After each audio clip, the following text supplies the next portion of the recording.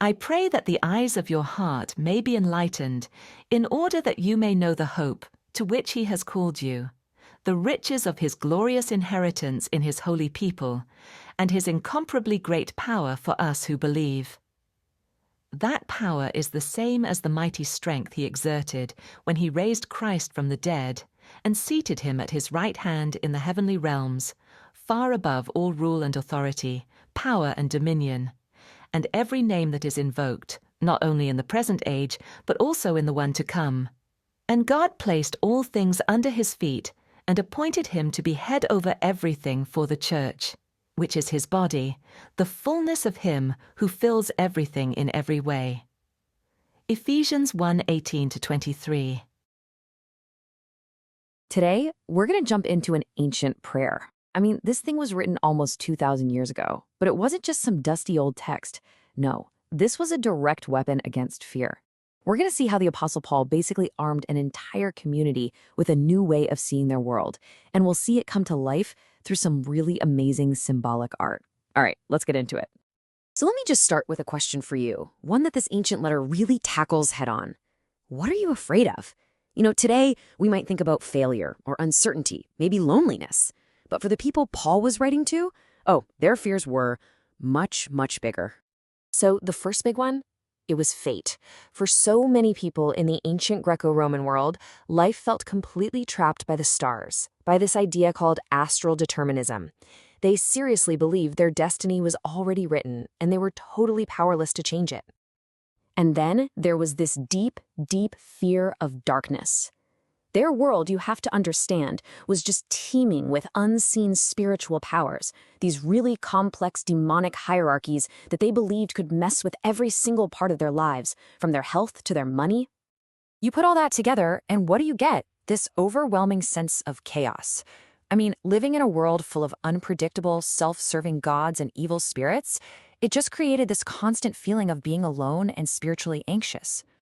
Now, you gotta understand, these fears of fate, darkness, and chaos, they weren't just some abstract thing. To really see them in action, we need to go to ancient Ephesus. This was a huge port city, right? A bustling hub for business and religion. But it was also a city just drenched in magic. Even the new Christians who had made a big show of burning their magic books were still haunted by these same old fears. Okay, now get ready for the contrast, because this is where things get really interesting. Paul hears about their fears, and he doesn't send them a bigger, better spell. He doesn't give them a new list of magical names. His response is so personal, so pastoral. He just tells them, I'm praying for you, constantly. This wasn't a counterspell. It was just profound relational care. And this is where it gets absolutely fascinating. See, Paul doesn't pray for their problems to just, poof, disappear. He prays for something so much more radical. He prays for their entire perspective to be completely rewired. He's not asking for a change in their situation, but a change in how they see. This right here, this is the absolute heart of his prayer. It's such a powerful metaphor. He's praying for the eyes of their heart to be opened. This isn't about learning more facts. It's about having a deep spiritual awakening. Now, what's so wild about this is that the phrase eyes of the heart was basically Paul's own invention. Scholars can't really find it anywhere before him. He brilliantly takes the Hebrew idea of the heart as the very center of who you are, your mind, your will, everything, and combines it with the Greek idea of sight as perception. He's offering them true divine insight that just makes all those magical formulas and secret names totally useless. So, okay, their hearts are enlightened. But what are they supposed to see? Well, Paul points them to three incredible, world-altering realities that, if they could just truly grab hold of them, would completely demolish their fears. He boils it all down to these three pillars: a certain hope, a rich inheritance, and an immeasurable power. Together, these things are the ultimate answer to all the anxiety that was swirling around Ephesus. First up, a certain hope. And think about it. This was a direct shot at that fatalism we were talking about, that whole idea that their lives were just locked in by the stars. Paul says, no, you have been called by God. Your future isn't some random chance. It's a divine promise. It's a certainty that God himself has guaranteed. Okay, number 2, a glorious inheritance. But, and you're going to love this, there's a huge twist here. The inheritance isn't just about what believers get from God. Paul flips it and says that they are God's inheritance, that they are his cherished possession. For people who are used to gods you had to constantly please, the idea of being treasured by God himself, that was a profound identity-changing comfort. And finally, number 3, an incomparable power. This, right here, was the game changer for a city totally obsessed with spiritual forces.